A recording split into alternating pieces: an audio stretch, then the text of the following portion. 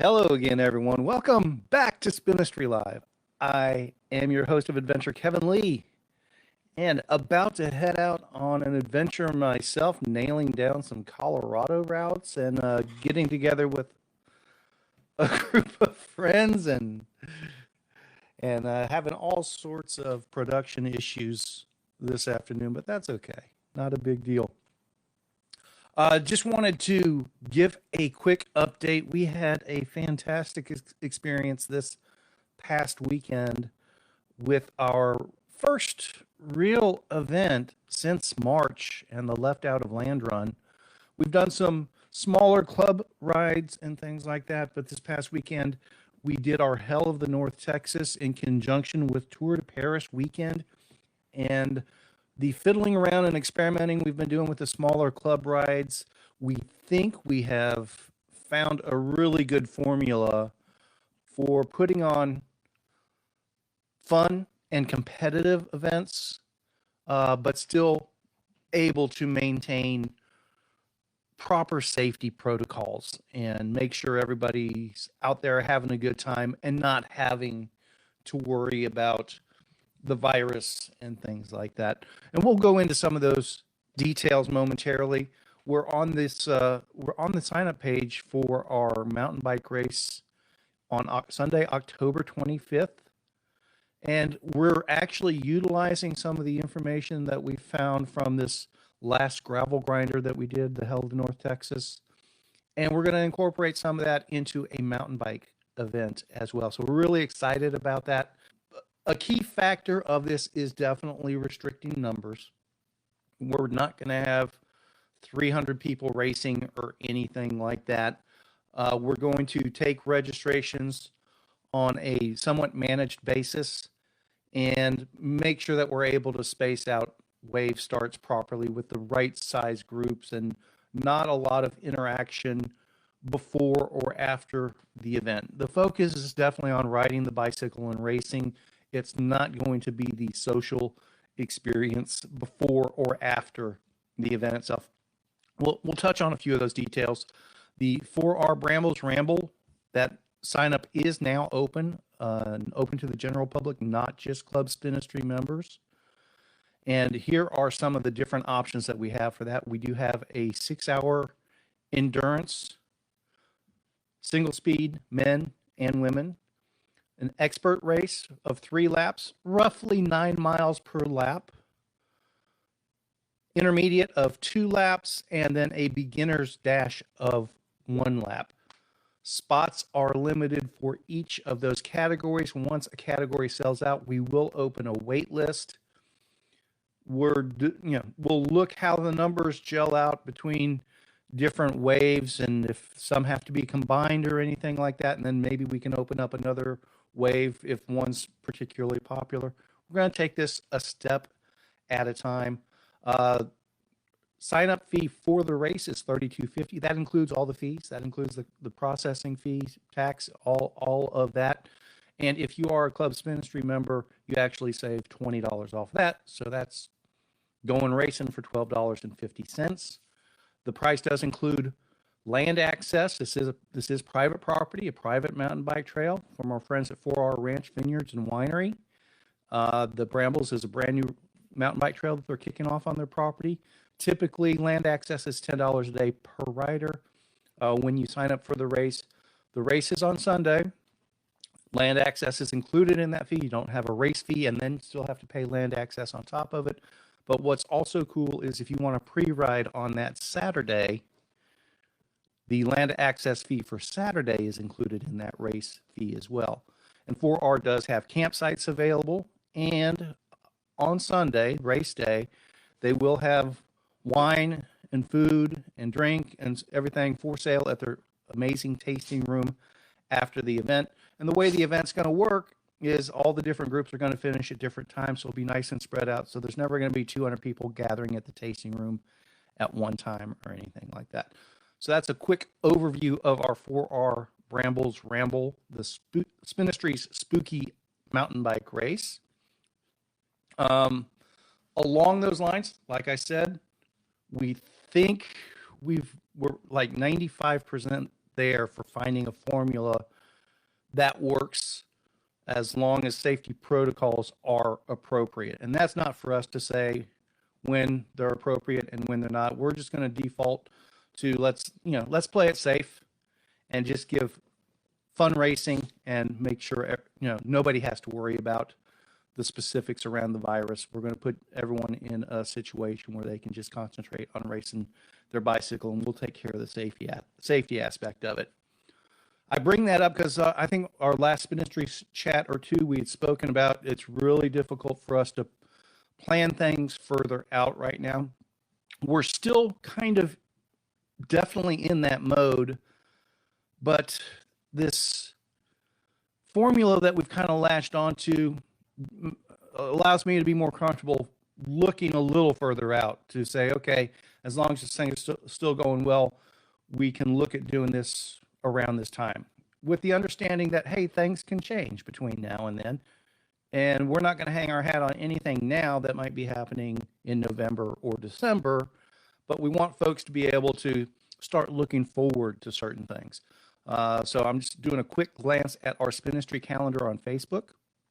We do have our Club Spin Industry Colorado weekend kicking off this weekend, actually going up tomorrow to start doing some scouting, and then we'll meet up with folks for the riding this weekend and camping and hanging out.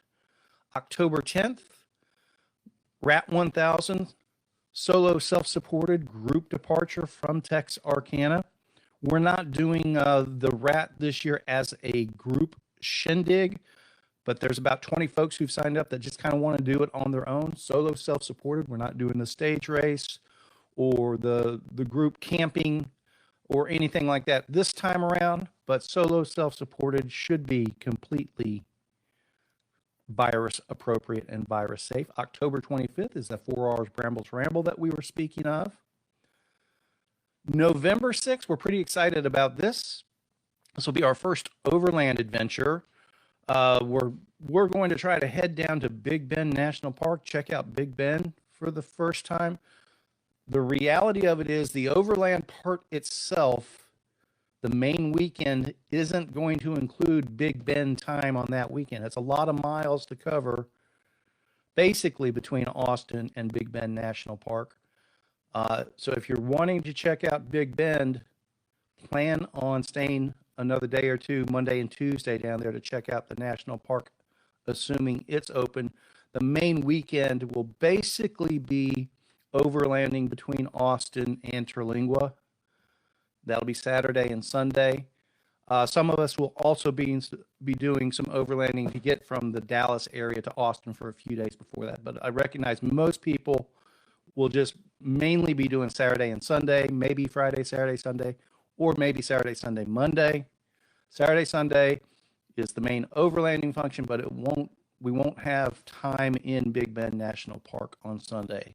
That would be Monday before we're actually able to do things in the national park itself. But here's what I really want to touch on is November 21st. We've had this penciled into the calendar for a while, but we really weren't expecting anything to come of it. But with our current formula that we found over this weekend, well, we've been working on it for several months, but I think we kind of nailed it down, and we'll talk about some of those details in just a moment. We think we're going to do our Straight to Hill event on November 21st and potentially open that up to as many as 150 or 200 people, but maintaining our safety, let's call it safety waves. And we'll go into a little bit more detail on how that works in a bit. Still have to verify that we have a staging venue that we can utilize, and it's important for there to be sufficient parking and where people can come and go while racers are finishing and starting and things like that. But November 21st, Straight to Hill in the Hillsboro area, so like an hour south of DFW, not even an hour north of Waco, a couple hours north of Austin, if that. Kind of a nice little middle area, and there's some really good riding in that area. So we're looking at November 21st to maybe try to do a little bit bigger event, maybe up in that 150 to 200 person range, while utilizing these safety procedures that we've latched onto. November 29th will be another mountain bike race. Our this year's version of the Turkey Burn 100 at North Shore Trail. That's the Sunday after Thanksgiving. And penciled in currently, in conjunction with our friend Sean McAfee, Rudolph's Revenge on December 12th. I know Sean has some pieces working in the background on that. I expect he'll be sharing more information very soon along those lines. And then once we nail down the Rudolph's Revenge general details, we'll probably look at somewhere between November 29th and the end of the year, and not including the Rudolph's Revenge weekend, we'll probably put in the Holiday Ramble again with the proper safety formula that we've kind of latched onto a bit here. So let's kind of touch on how that works and some of the things we played with this past weekend to kind of make that happen. Just to give folks a better idea of what we mean by virus safe competition and racing and group riding and things like that. So we experimented with two basic things, but kind of three different ways. And the first thing we did, this is pretty self-explanatory. I'll go ahead and bring up the results. We did a traditional time trial. That makes a lot of sense for virus safe racing. The main thing that we concentrated on with our time trial riders was that their check-in time didn't open up until all of the other participants and their waves had already started for the day. So there wasn't any pre-ride interaction. There wasn't people coming up during the 100-mile check-in that, oh, hey, I got here early so that I can register for or check in for the time trial, a couple hours later. We didn't allow any of that overlap at all. So the check-in for the time trial didn't open until all of the other racers had already left the facility, left the parking lot, left the start line. And so there was minimal interaction between participants there. And also our check-in was very efficient. It was, pre-register only. All people had to do was give us their name, and we gave them their number plate, told them to go on back to their cars, and then we would do a group meeting down at the end of the parking lot with everyone properly spaced out, just before we took off. And then we had everybody line up in their starting order, several yards apart from each other, and we spaced everyone about 90 seconds. I think everyone can agree that's pretty, especially since it's outdoors, that's pretty much as virus safe as you can get. That said, I really liked that time trial format myself. I do want to play with that some more on a continuous basis. That doesn't mean that we'll be doing time trials for every single one of our gravel events going forward. But I do see the potential of doing gravel weekends with like a Saturday time trial for people to seed into specific groups, specific waves. So everybody that's time trials about the same time, those 10 riders go off together, race each other the next day. So the fastest 10 riders from the time trial on Saturday race each other for, the A race on Sunday. The next 10 riders race together for the B race, et cetera, et cetera, et cetera. There's a potential of mixing in age breaks in that as well. Gender breaks, obviously.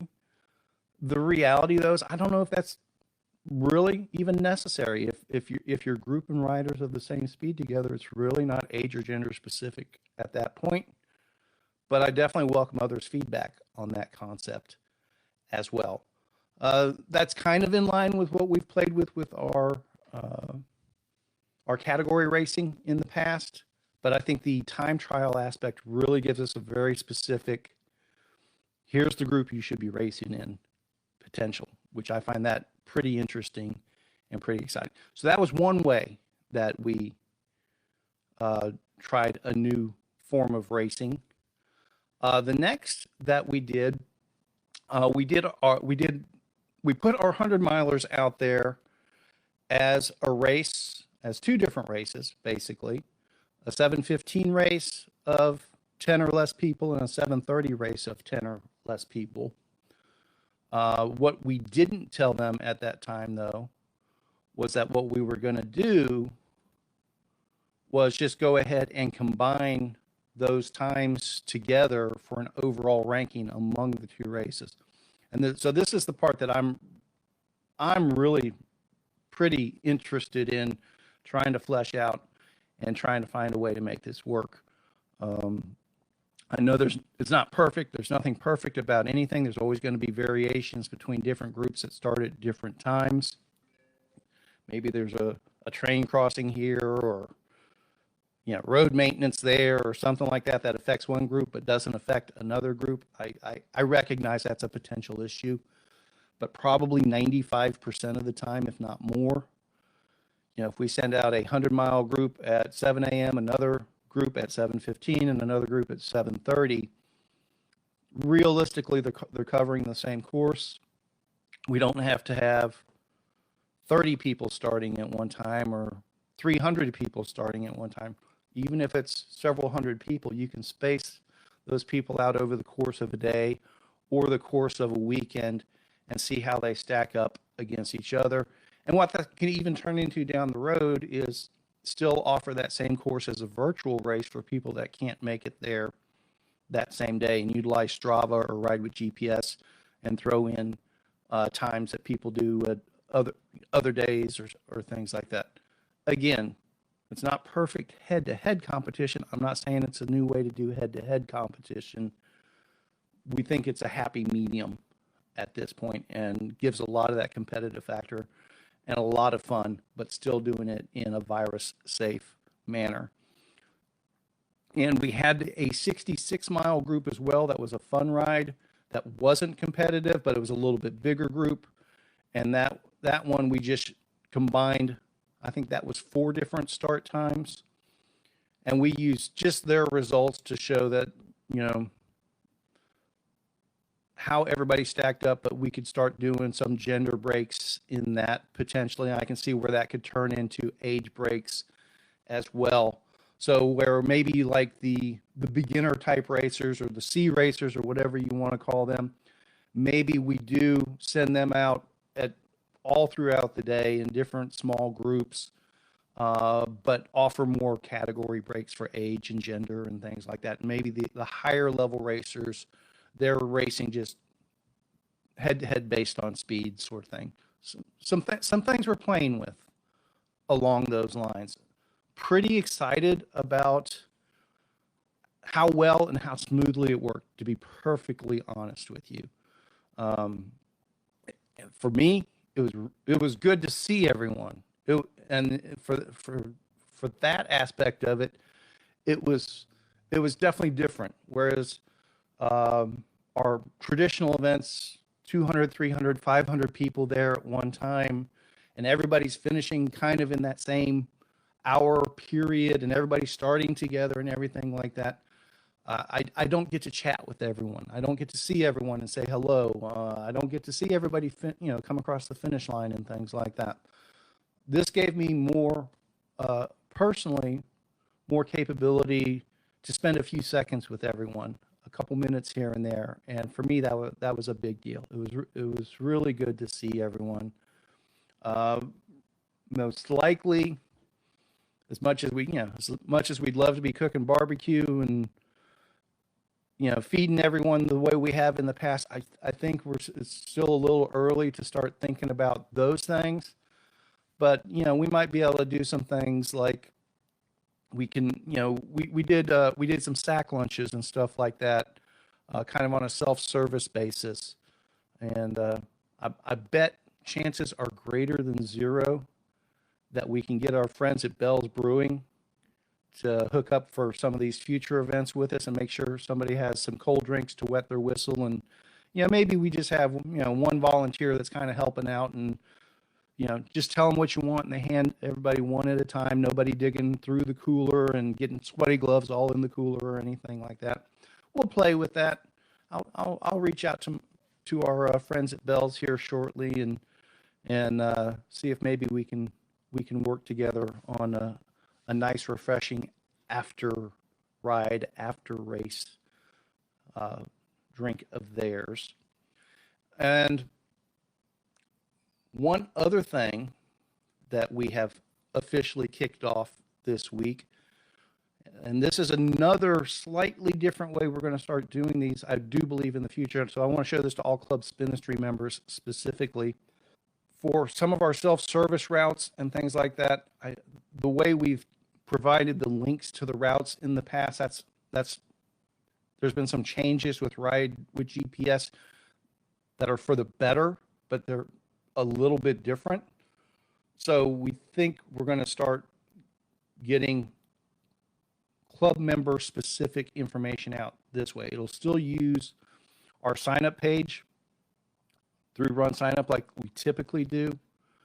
But like our Austin to Dallas adventure route, that's free for Club Spinistry members. You can, if you're a Club Spinistry member, you can access this at any time, but we set it up as an event. You just sign up for it. It recognizes that you're a Club Spinistry member. Once you sign up for the event itself, you'll have new content that shows up on the page, and we're going to be constantly adding details and information about this route, amenities. If there's a certain restaurant that everybody likes, we're going to give details on that. If somebody tells us there's a bridge out and we need to do a go around, we can do updates on this page with that level of detail. And this is just always going to be available to folks. But once you sign up for the event, like before I signed up, this routes link wasn't available. It recognizes that you're a Club Spinistry member, that you're signed up specifically to access the information from here. And we can just have all sorts of different details that are added, only visible to people that have signed up for the event. You'll just click on this routes link. And just to let you know, anytime you do this, you do need to already be logged into your Ride with GPS account. But you just click on that link, you're RSVP'd, and then you just continue. And this is traditionally like the way we've seen our routes for events and things like that. So now you have that access like you have before. So instead of looking for that confirmation email that you got several weeks ago or whatever, or maybe your spam filter caught it, you just go to the event page itself at any time and click on the routes and you can access that. And then obviously once you're RSVP'd, it'll be resident on your Ride with GPS account at that time. The way we have this structured now, Austin to Dallas. Well, first off, let me show all on the map. If it lets us do that. Might have too much memory hogness going on right now. There we go. So here's all of the different segments on the route. Now, a couple things I want to point out, like there's a couple of variations here. And let me describe what that is. So we have Austin to Dallas, or Dallas to Austin, where it's all the segments connected together, okay? Don't use this for navigation. This is just for map reference purposes, just to see roughly the mileage between points or how you're generally getting there and things like that. This was like the rough draft of the route, this continuous file. Then what we did is for navigation purposes, we broke it down into 3 segments each direction. A to D1, that's Austin to Dallas, segment 1. So that's south to north. D2, A2, D2, that's the middle segment. A2, D3, that's south to north, the last segment into Dallas. Going the other way, north to south, D2A1, D2A2, and D2A3. These are the navigation segments. This is what you load into your Garmin or your Wahoo or use Ride with GPS to actually navigate. The other ones, those are too big of a file. You don't want to load those into a navigation computer. It could make it go all sorts of wonky or something like that. It's the shorter segments that you want to navigate for each segment. And so like there's A2, D2, and there's D2, A2. They're the same, just going different directions. A couple of minor variations that we did slight reroutes for various reasons from the original rough draft. But the majority of this route has been double checked. Here's one reroute that I threw in when I looked at the maps more closely and found something interesting I'd rather route by here, but I have not verified this small section here yet. Outside of that, this should be good to go for the time being. It is an adventure route, not a gravel route. I would say it's probably roughly 50% dirt and gravel roads. There's just no way to do 100% gravel between Austin and Dallas. But where it's paved roads, it's still county roads, backcountry roads, pretty scenic. And a lot of the times the pavement itself is even rougher than a gravel road. So it's not really any easier. It's still an adventure. No matter how you look at it, you'll want to use a gravel capable bike. Hardtail mountain bike, nothing wrong with that either. When we look at the individual segments, if I go to this route, we have populated the maps with some convenience stores and camping areas and restaurants and different things that we've seen along the way. Over time, we'll populate this with a lot more specific information. And, we'll probably have a rating system for different stores and restaurants and camping spots and things like that as people start trying out the different ones. Right now, I know these are several areas that have camping available, but how much anyone wants to actually camp at those yet, I can't say just yet. We have to have people actually utilize the facilities and things like that and start getting some feedback. And we know we're going to find some not so great places along the way, but I bet we're going to find some really fantastic hidden gems. That's what I'm most excited about, particularly for the barbecue joints along the way. But anyway, that's a quick Spinistry Chat update. Going to finish loading up the truck and get ready for our Colorado adventure. Thank you, everyone who joined us for Hell of the North Texas. Thank you, everyone who's already signing up for the 4R Brambles Ramble. I think we had 3 signups just while I was doing this chat. And we're really excited. We're really looking forward to starting to put together some bigger events and see more of y'all on a more regular basis. But again, the emphasis is going to be on safety for all of us. I'm going to go ahead and sign off now, take care of some business, and we'll check in via Instagram and Facebook Live while we're up in Colorado. Catch everyone later.